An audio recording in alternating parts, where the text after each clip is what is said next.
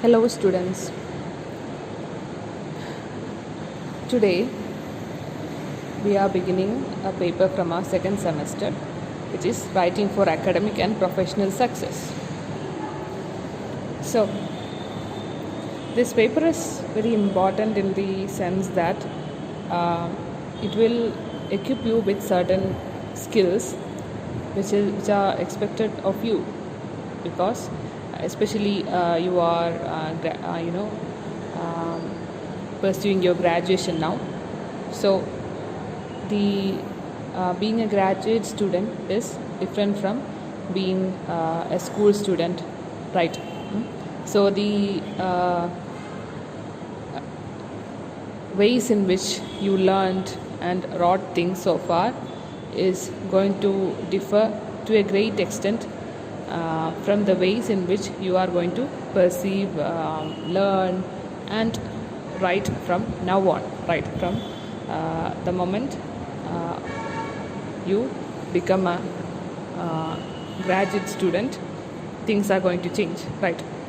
So it is not the same type, the very ways, the very content or the very syllabus that you are following, and the ways in which you are expected to give an answer for a question, everything is going to be different, right? You cannot simply follow the same pattern in which you used to give answers when you were in your schools, right? So there is a great difference between the writing skills that you are supposed to have when you are at school and the same writing skills that you are supposed to have when you are at college. So there is a huge gap between this. So in this section of academic writing, we will understand the study skills expected in college students and identify the difference in writing requirements in college and school, and we will recognize the prerequisites for learning academic writing, and we'll understand the basic features of academic writing. Now, about the introduction, so skill expectations actually change significantly as you move from school to college, right? So you will be expected to have more skill, especially in writing or in using language when you are a college student, right? The tertiary level education aims at giving you advanced level knowledge of your discipline and preparing you for your career, right? So being a college student or being having this tertiary level of education, which is same as being a graduate, okay? So it aims at giving you advanced level of knowledge, which is as part of your discipline, and it will prepare you for your career as well, okay? To study your subjects deeply, to equip you for employment, and to bridge and skill gap between school and college, it becomes necessary for you to revisit the craft of formal writing. Okay, so there are two ways of writing basically. We can say one is formal writing and the other is informal writing, right? So whenever you are writing an assignment or a seminar in written format or any such sort of things, when you if you are preparing a dissertation project or a project work, all these things are expected to have certain patterns. You cannot write it in formal ways. It is supposed to follow certain patterns. So this belongs to the category of, such writings belong to the category of formal writing, right? So as a college student, you will be required to write essays, lab reports, proposals and project papers and written examinations as part of your studies. To complete these writing assignments successfully, you need to learn the principles of formal writing. Now, besides the quality, your written work will be taken into serious account to assess your progress, right? This textbook, textbook, Writing for Academic and Professional Success. aims to give you the necessary inputs and practice towards making you an effective writer. The broad assumptions that underlie this book include the following. First one is, college students are expected to write a range of written work as part of their studies and develop written communication. And developing written communication is essential for studies at the tertiary level. Writing skills enhance the employability of graduates. Writing plays a major role in college students' acquisition of disciplinary knowledge and in demonstrating their attainments. There are different genres in academic assignments across disciplines, and genres has broad social and educational purposes. Developing writing skills involve mastering the principles of formal or academic style. Academic writing skills can be mastered by any student who is ready to engage in regular and deliberate practice. Now, why academic writing? It is generally accepted that. So, why academic writing? It is generally accepted that the broad aim of college education is to produce employable graduates who are knowledgeable in their disciplines and capable of thinking critically and making informed decisions or judgments, right? So, what is the aim of college education? In a broad sense, you can say it is to equip the graduates who are, it is to produce employable graduates, right? Who are knowledgeable in their disciplines. Who should they are supposed to have enough knowledge in their own disciplines, which they are pursuing, and they should also be capable of thinking critically, right?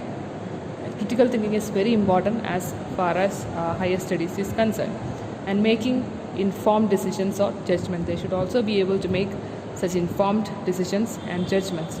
Such graduates will also be able to design and conduct serious studies and research in their discipline and critically reflect on their learning and personal development using the medium of writing. Writing skills play a vital role in realizing the aim of making graduates knowledgeable, employable. Knowledgeable and employable. Writing skills are so important because it is writing skills that play a vital role in realizing the aim of making graduates knowledgeable and employable. The writing activities prescribed at college as part of our studies in different academic writing genres will provide you with ample opportunities to demonstrate your knowledge and understanding, and they will help you to develop powers to think independently, build research and skills, and prepare for certain professional practices like problem solving, case study, and preparing proposals. Now, writing is to be treated as a skill like swimming, cycling, using computer, and driving. Just like skills like swimming, cycling, etc. Writing is also a skill. As mastering any skill requires constant practice, your writing skills can be brought to a presentable academic standard only by consistent and deliberate practice. You have to keep on practicing. You should practice writing. In order to be an expert in writing. The more you practice, the better writer you become. Now, writing skills expected at the college level mainly involves the ability to write clearly and logically following certain techniques, conventions, and styles. So especially at college level, how you should write. You should be able to write very clearly. Things should be presented in a clear manner. You should be able to do it in a very obvious or a clear manner, and it should be logically. It should logically follow certain rules or techniques, conventions and styles. Means it should have a perfect pattern. It should be organized. The content that you are preparing while you write should be very much organized. And you need not necessarily be a genius to master academic writing. Anyone with a willingness to learn and practice can learn it without much difficulty. Right? Means what? You don't have to be a genius to learn academic writing, because it comes from what? Practice. Willingness to learn and practice. You can learn it very easily. As suggested earlier, although academic writing skills are needed basically for success in higher education, the skills to write and communicate ideas intelligently will enhance your future employment opportunities. Okay, it will also, in the long run, it is going to help you to a great extent, because it will also enhance your possibility for being employed in good institutions, right?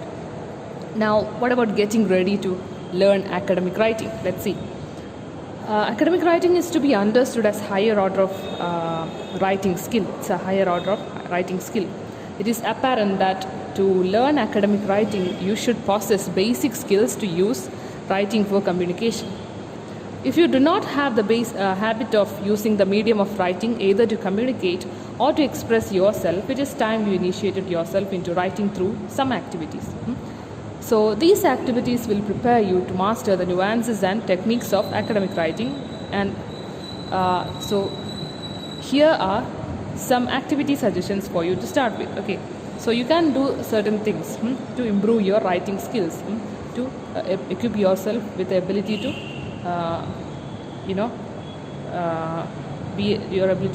become an expert in academic writing. You can start even at this moment. You can practice writing. So how can you do that?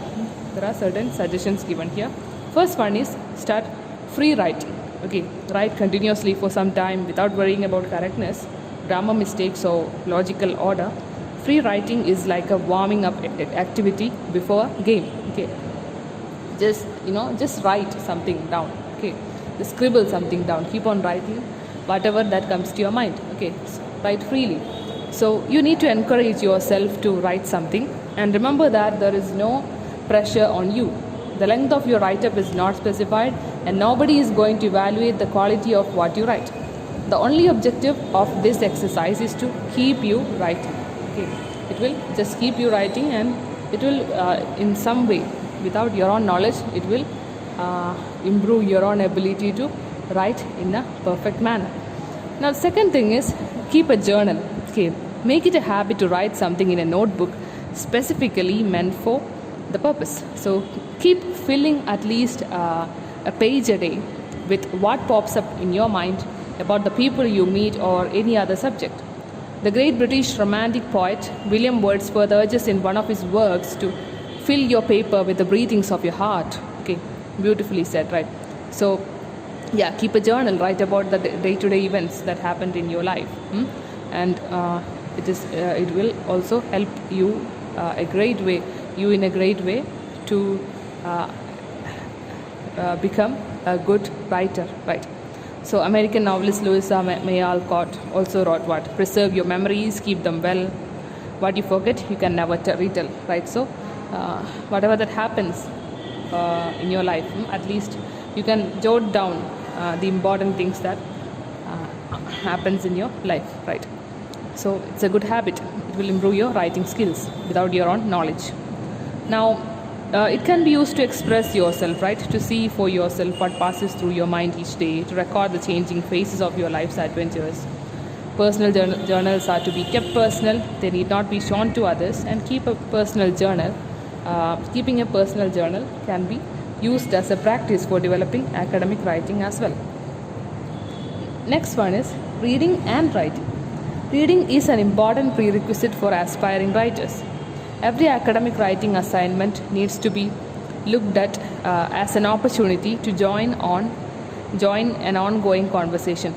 The topic on which you want to write is already dealt with by other students, teachers, and scholars before you, and so understanding their opinions and findings will help you in formulating your responses, right? So if you take into account others' views and opinions while writing responses on your topic, you are enabling the continuation of the conversation.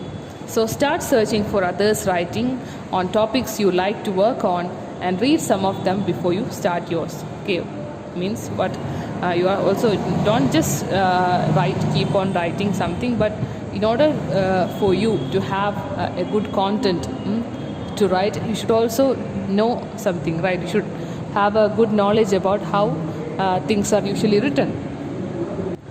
So the thing is that in order to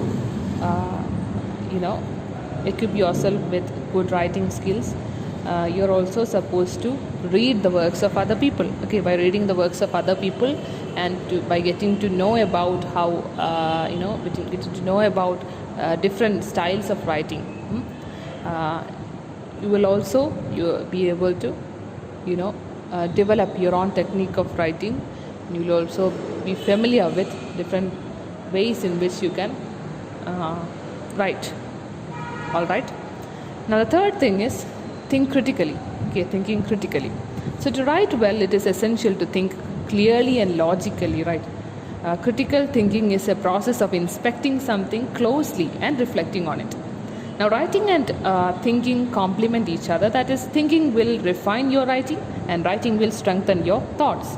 To think clearly, one needs to possess an open mind and should not be controlled by prejudices or biases. Okay, so if you think clearly, you will not be easily swayed by the false promises of advertisements, and you will easily identify hidden agendas, manipulations, and half-truths in everything you come across, right? So critical thinking is very, very important as far as higher studies is concerned, right? So being a college student, you should have, you are supposed to have that capacity to think critically, okay, than just believing whatever that you see. You should be able to analyze things, and you should have your own,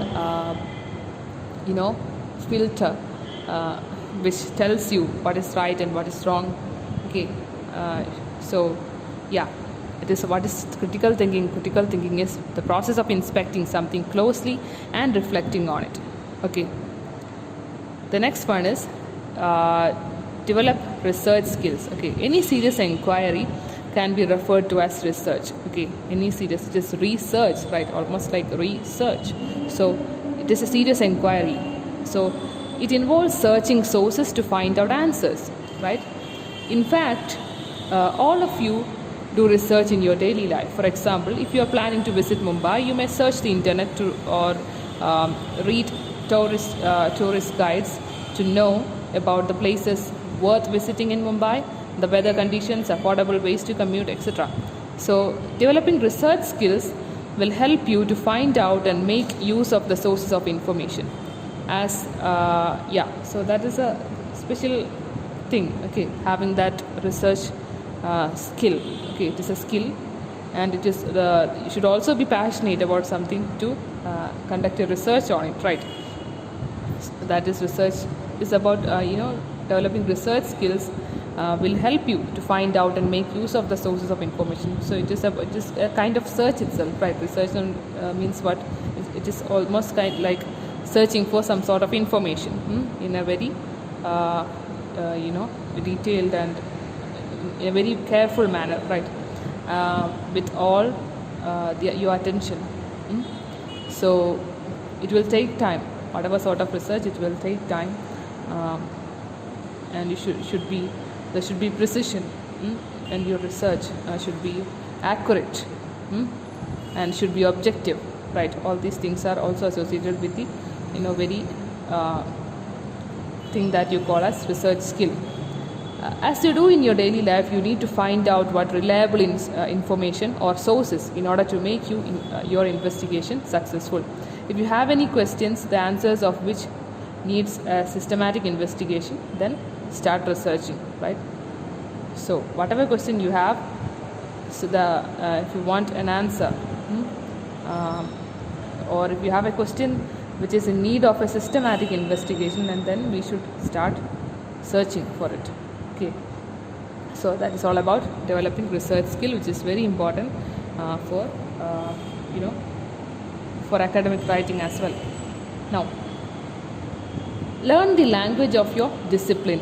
Academic writing skills will prepare you for all the writing requirements of your discipline. To write on your discipline, you need to get a systematic initiation into the fundamentals of your discipline, right? So whichever subject that you have chosen for your graduation,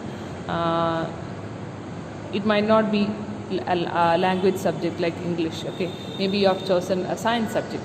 So whatever subject it is, there are certain languages and terminologies, all these things related to your discipline, right? So you should know such all those collection of words that are and terms associated with your discipline. Okay. So that is also part of learning language, right? So these disciplines include the key words and phrases frequently used in that discipline, right?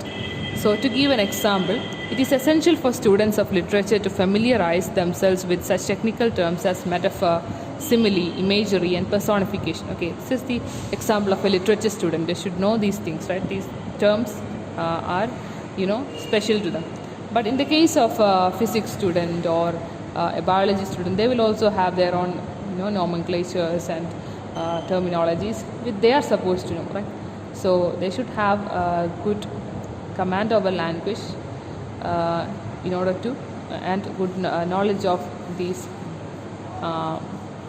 words and terms to use the language effectively to communicate in their own discipline.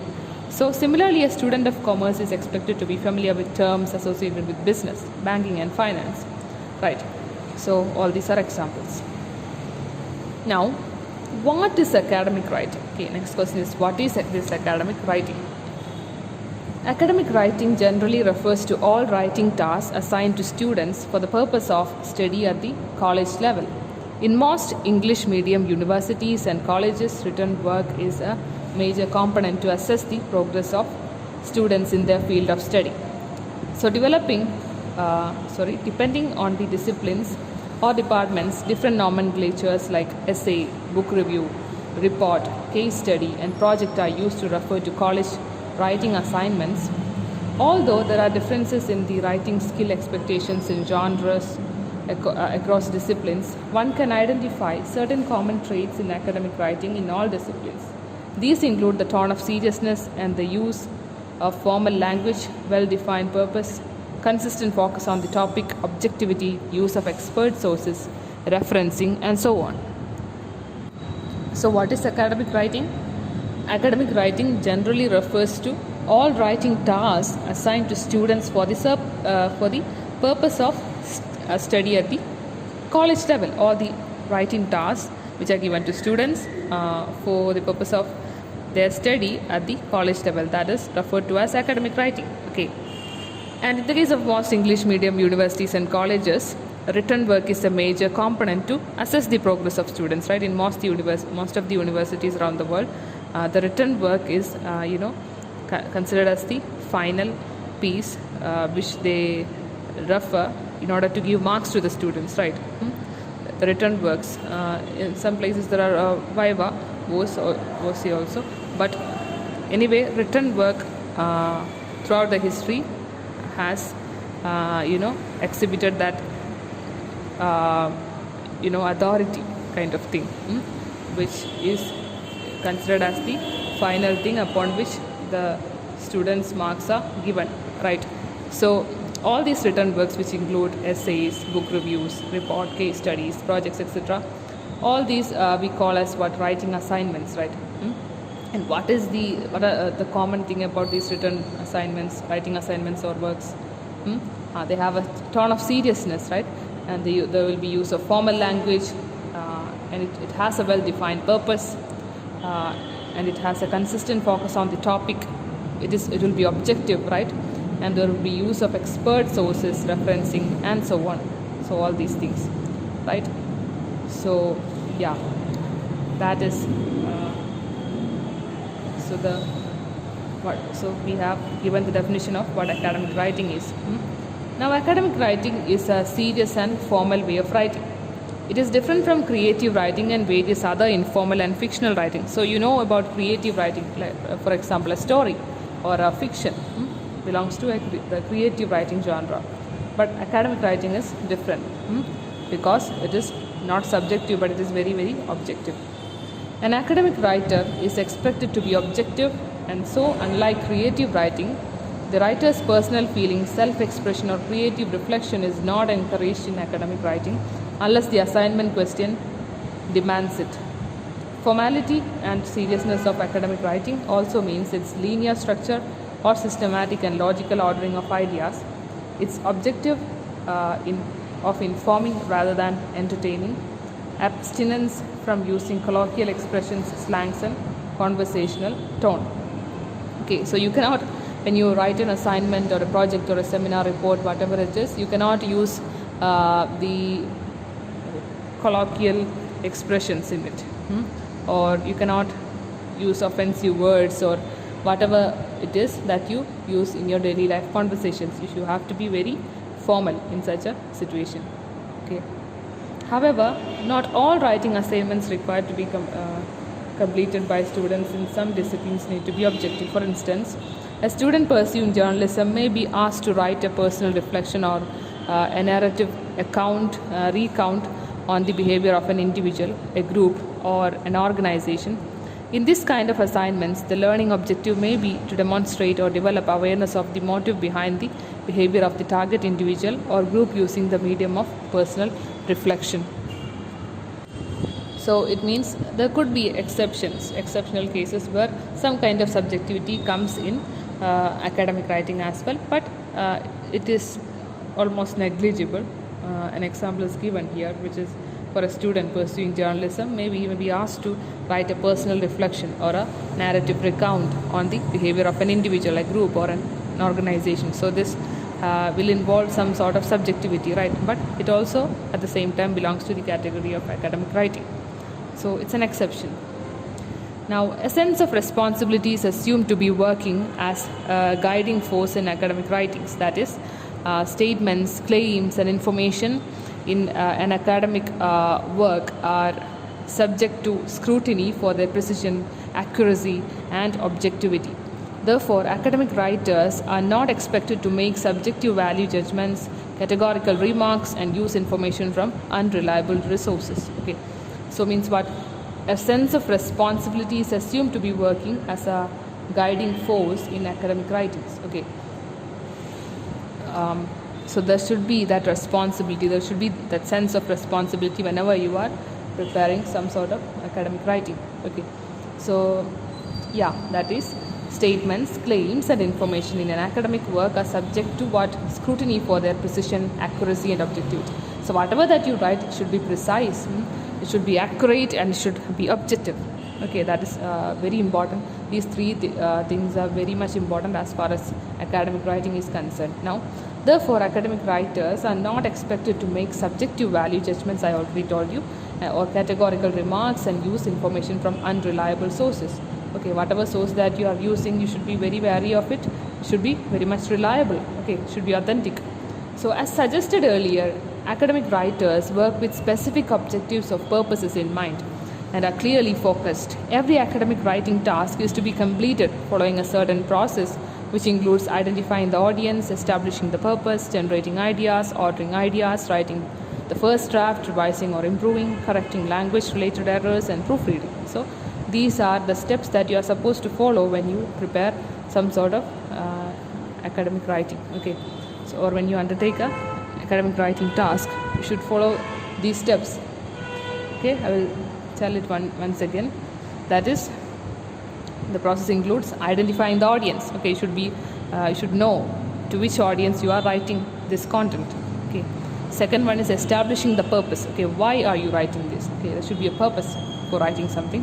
And then generating ideas. Okay, yeah, that's the phase in which you of brainstorming, and you think about what ideas you have regarding this topic. And then once you have these ideas, then you should there is this step of ordering ideas. You should be able to organize these ideas in in the right way. Okay, so first thing should be said first, second thing second, just like that. So it should have an order, or should be organized well. Next process is writing the first draft. Okay, so once all these ideas are ready with you, you have know how to organize it, then the next thing is that you have to do is you have to write now. Okay, but that is not going to be the final draft, but this is only the first draft. Okay, then you'll have to revise and you'll have to keep improving. on it, right? You'll have to improve it by revising it. You'll have to edit it, all these things. And then finally you have to do what? Correct it. You'll have to correct language related errors, and you'll have to proofread at last. Okay. So how can you differentiate between an academic and non-academic work? Ask yourself the following questions. Okay. So is it written by an academician or a lay person? Okay. So something that is written by a lay person will not be an academic work, right? So something that's written by an academician, right, like a student, scholar or teacher, will be an academic writing. Okay. Is it from an academic or non-academic source or publisher? That is the next question that you should think about. Is it written for general public or an academic audience? Okay. Based on the audience to which the work is written, you can decide what kind of work it is. Now, articles published in magazines, newspapers and websites are generally categorized as non-academic writing. Okay, so don't confuse by just thinking that even magazine articles, newspapers, websites, all these articles belongs to the academic category. No, it doesn't. Okay, it only belongs to the non-academic writing category. So why is that? We'll see. So however, a work published in such sources may be accurate and useful. Maybe sometimes an article that comes in that is published in a magazine or a newspaper or a website, maybe it's true. Okay, maybe it's useful as well. But such articles need to be evaluated for their biases or agendas. But at the same time, newspapers, websites owned by some authorities or organization, and magazines published by a particular organization, all these things tend to have some sort of bias or agendas which they continue to propagate, right? So by checking their authors, so that is such articles need to be evaluated, right, for their biases or agendas by checking their authors. Okay, that is, there may be some vested interest in the ideas presented in such articles. Maybe they need to propagate some sort of idea. Sometimes some newspapers have most of the newspapers have bias, right? And so why? Because they are owned by certain political parties, so they will only propagate their vested interests. Okay, even magazines are like that, and websites will also have their own agendas. Okay, the organization which owns the website will propagate their agenda. They will advertise their things, etc. So, for instance, a write-up on the health benefit of a particular beverage by its manufacturer need to be suspected for a commercial interest. Okay, that's an example. So, the thing is that you should maybe articles published in magazines, newspapers or website, maybe it's true, but you'll have to check and very closely evaluate it and understand whether it has some sort of agendas or biases. Okay. Now, there are certain examples given here under academic material, which includes books, university database, peer-reviewed journals, seminar or conference papers, thesis or dissertations, research reports, etc. Now, what about non-academic material? Non-academic materials include newspapers, magazines, news websites and online news feeds, radio, television, videos from YouTube and other video sharing sites, most websites, social media sites, mobile networking applications, etc. Now, academic writers depend on credible sources for information, ideas and opinions. Generally, religious texts, newspapers, periodicals, Wikipedia and other websites where the information can be altered by anyone are not considered reliable sources. Okay, so which are not reliable sources? Newspapers, periodicals, Wikipedia, religious texts. Why? And other websites. Why? Because these are not credible sources, because the information given in these texts can be altered in some one way or the other. Okay, so to put it in other hands, any materials with suspicious credentials, biases, agendas and fabricated truths cannot be considered credible and hence not suitable for use in academic paper, right? So you cannot, the whatever source from where you take the content for an academic writing, it should be reliable, it should be credible. Okay, it should not have any sort of bias, agendas or fabricated truths. Now, however, there is no total prohibition in academic writing on the use of non-academic sources. You are expected to rely more on academic sources and use non-academic sources sparingly. Okay, it is necessary for you to be aware of the difference between academic and non-academic sources and the effects of using non-reliable sources. Okay, if you use a non-reliable source, it will affect the credibility of your work, right, or whatever writing that you are preparing.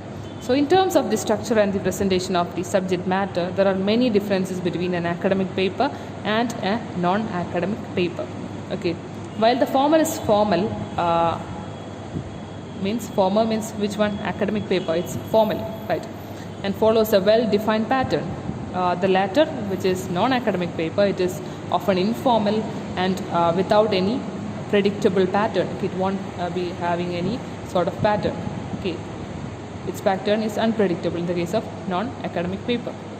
However, as essays, academic and non-academic papers may be sharing certain commonalities as well. See the table below to identify more differences between academic and non-academic writing. Okay, so there are some major differences between academic and non-academic writing given here below. So first one is formal language and words. So in the case of academic essays, it usually contain what? Formal language and words less frequently used in informal conversation, technical terms or words typical to the discipline. But in the case of non-academic essays, it will be simple and it will have high frequency words and phrases which are commonly found in informal conversations and even slangs. Okay, that is the peculiarity of non-academic essays.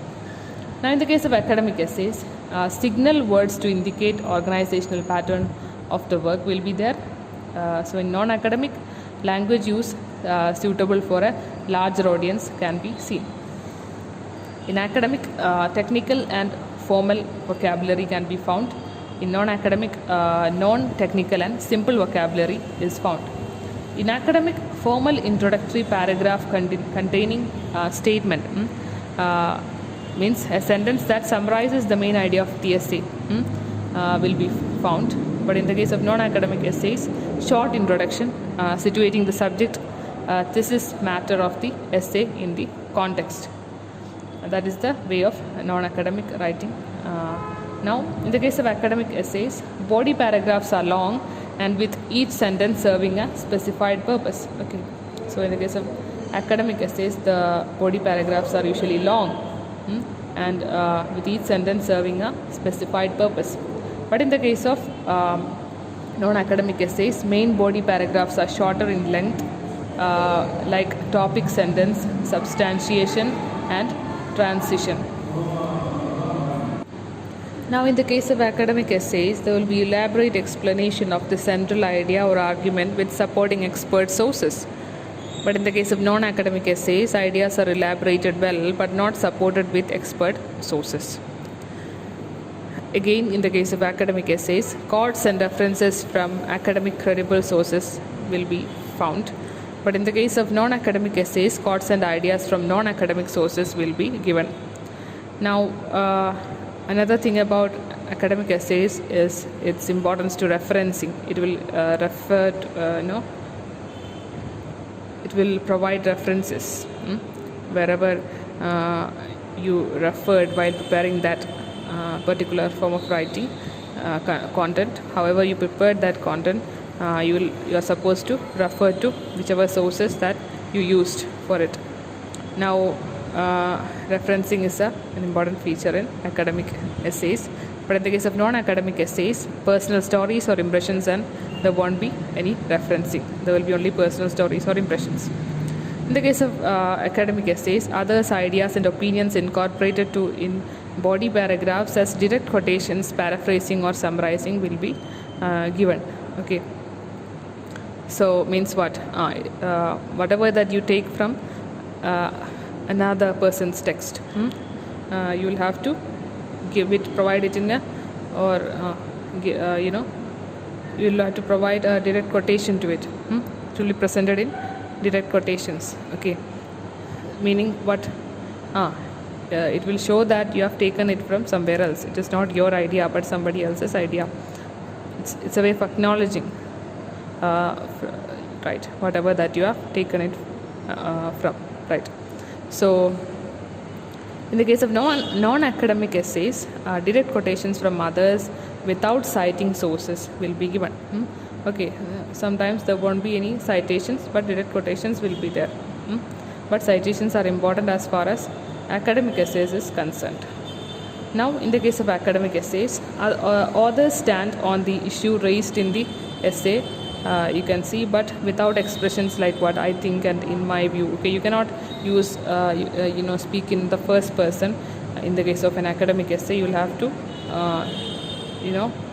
present things in the third person perspective point of view. Okay, but in the case of non-academic essays, authors express opinions directly using I. Okay, first person can be used. Now again, in the case of academic essays, you can find tables, but in the case of non-academic essays, there won't be any table or figures. Now back to academic essays, it will give precise figures and it will use colloquial expressions, but in the case of non-academic essays, it will there's a mistake. In the case of academic essays, they will use precise figures.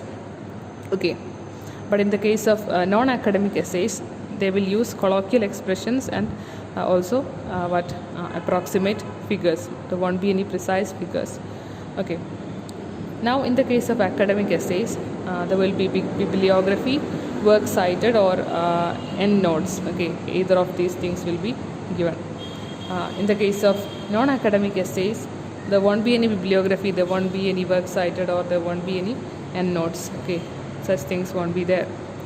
Now, in the case of academic essays, a clear conclusion will be there. There will be a clear conclusion, and in the case of non-academic essays, only there will be an abrupt ending or informal conclusion. The conclusion will be informal, or there will be just an abrupt ending. Now, academic writers are normally referred to as scholars or academicians, and their writing is described as what? Scholarly writing. Okay, don't forget. Academic writers are normally referred to as what? Scholars or academicians, and their writing is described as what? Scholarly writing. Now, academic writing is writing produced by scholars for other scholars. Okay. In other words, students who produce academic papers are presenting themselves as scholars, right? A scholar's work bears a testimony to systematic study and use of authentic materials and evidence. Academic writing works are either submitted to an educational institution or instructor, or published in academic journals as scholarly papers, or as books by an academic publisher, for example, a university press. The process of writing followed in both these is the same, and writing essay assignments properly following the process will enable students to write scholarly papers at a later stage in their education. For instance, students pursuing undergraduate program may be asked to write argumentative essays, book reviews, or project reports, which will enable them to write seminar papers, journal articles, dissertation, and thesis when they move on to postgraduate and research programs. Okay, so in the case of academic writing, these works which come as are a part of academic writing, they are submitted to they are submitted to an educational institution or an instructor, or they could also be published in academic journals as scholarly papers, right? Or it could be published as books, so by an academic publisher. So in the case of students pursuing undergraduate program, they may be asked to write argumentative essays, book reviews, or project reports, and right. So these things usually students submit in college. Okay, so which will enable them to write what? Seminar papers, journal articles, dissertations, and thesis when they move on to postgraduate or research programs. So they are already equipped with the skills required to write an academic piece of work before they get into their post-graduation. Okay, so Yeah, they will be given book reviews, project reports, argumentative essays, etc. They will be asked to submit, and that will later on help them to prepare seminar papers, journal articles, and dissertations and theses in while they do research or postgraduation. Okay, so when an academic paper is written for publication, it undergoes a process known as what? Blind peer reviewing. Okay, very important. What is blind peer reviewing?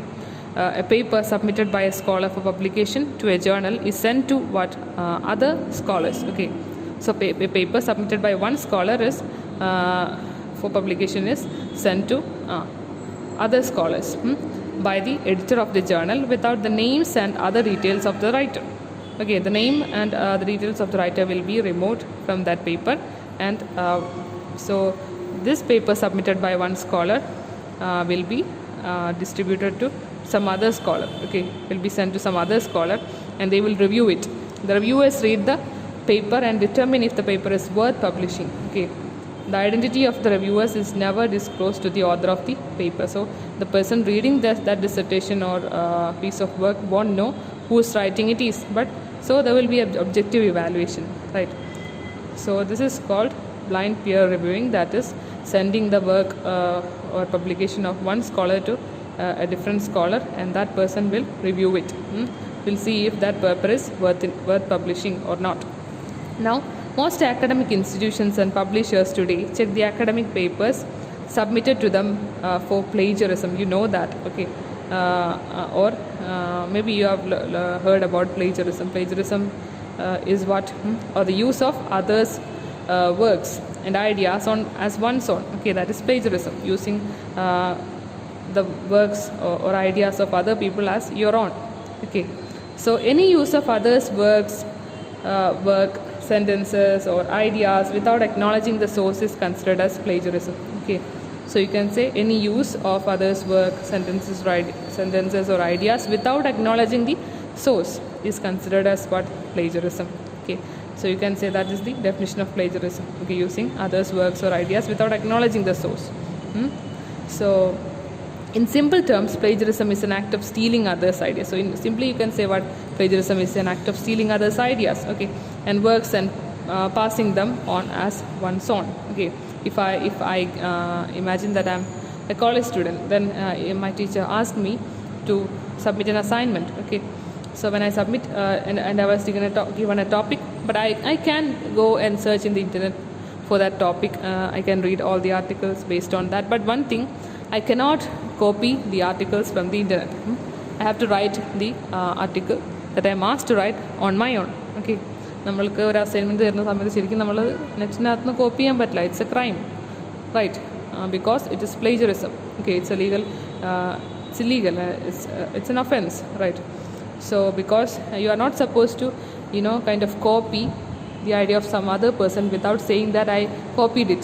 Okay, but you can do what? You can take quotations. You can quote things from other texts directly, and you can say I have taken this from this place by citing it on the back of your assignment. Okay, so that is one thing you can do, but you can't do what you are not supposed to copy it. Even in a project work or an assignment or whatever work you are given, you are not supposed to copy anything, but you can quote things. Okay, but if you copy or steal others' ideas without acknowledging it, it is called as what? Plagiarism. Okay, so it is an unethical act. Okay, plagiarism is a serious offense, an unethical act, and is treated as a breach of academic integrity. The easiest way to avoid plagiarism is to distinguish your ideas from the ideas of others in your paper.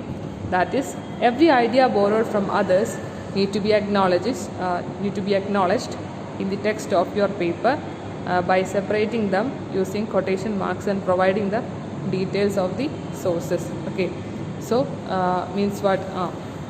Every idea borrowed from others need to be acknowledged in the text of your paper by what? You can quote it. If you have taken anything from some other text, you can just quote it and say that I have taken this from this person's text. Okay, at the end you can cite it. Now that's over. Writer of an academic paper is expected to adhere to certain basic ethics, and they have to conduct themselves in a responsible manner, right? Some universities, particularly in the United States, make it mandatory for all students to sign an agreement called what? Honor code. Honor code at the time of enrolling for academic programs.